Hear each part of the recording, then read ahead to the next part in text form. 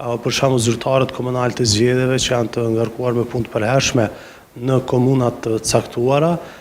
kanë vërtetuar të dhënat, pra kur qytetarëve të caktuar i është ndalë pensioni për shkak të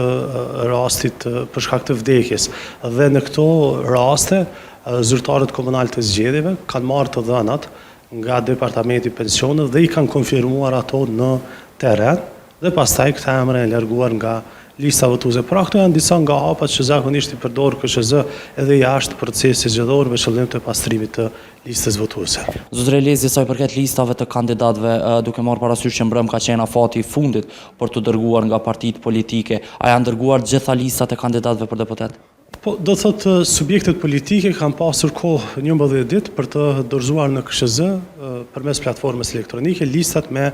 emrat e kandidatëve për deputet, për të cilët do thotë kërkojnë të certifikohen për të marrë pjesë në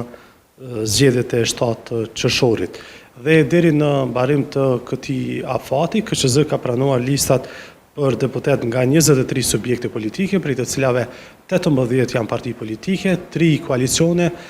një nismë qytetare dhe një kandidat i pavarur. Gjatë këtij afati, gjatë këtij procesi, 4 parti politike të cilat më herët kishin njoftuar KSZ-n se do të marrin pjesë në këto zgjedhje, nuk i kanë dorëzuar listat me emrat e kandidatëve për deputet.